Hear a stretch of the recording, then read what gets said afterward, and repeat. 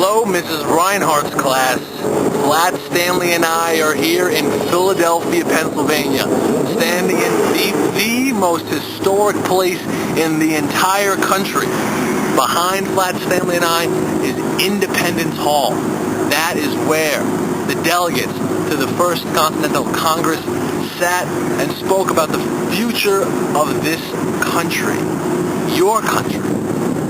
Right behind us here, this was basically the first White House. It's where George Washington spent a piece of his term and John Adams spent most of his term when Philadelphia was the capital of the country from 1790 to 1800. Right here is where it all began, kids. So Flat Stanley and I are going to take a bit of a tour, and I'm going to take you with us. Hope you enjoy it. Have you guys heard the legend that Ben Franklin took a key and tied it to the string of a kite and flew that kite during a lightning storm to test his theories on electricity? Of course you have. Well, that legend allegedly happened right here. Flat Stanley and I are behind Independence Hall. This grassy knoll used to be right around a lot of neighborhoods. And the theory is that Ben Franklin walked from his home, which is right over here, and came this way.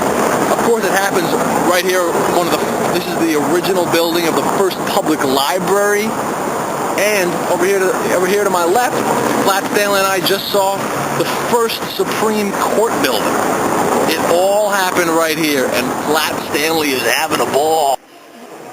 Flat Stanley and I just saw the Liberty Bell, which I bet you probably recognize, but maybe you don't know why people care about it. On July 8, 1776, right before the Declaration of Independence was read for the first time, that bell rang over Independence Hall here in Philadelphia. And it existed for like 90 years before that crack happened. I'm not really sure exactly why. But it also became pretty important because in the anti-slavery movement, people used the Liberty Bell as a symbol of liberty, which is why I got the name. Stanley liked it. So I was told that Flat Stanley really enjoys riding his bicycle outside his house. He'd have a very hard time doing it here. You see this road? That's made of cobblestone. All those rough roads come from a stream, and that's how most of the roads in Philadelphia were in the 18th and early 19th century. Fortunately, people got smart and started using flatter bricks. That's called Belgium Block. Flat Stanley wouldn't want to ride his bicycle on that, but it's better than cobblestone.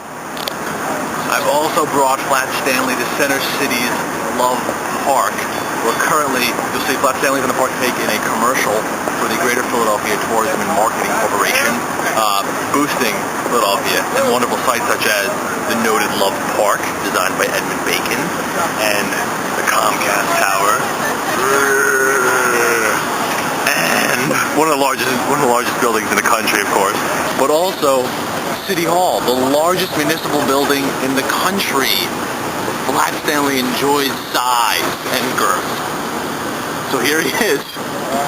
I hope you enjoyed the Philadelphia tour as much as Flat Stanley did. It is the most historic, most fun, best up-and-coming city in the entire universe. You should come with Flat Stanley. Bye.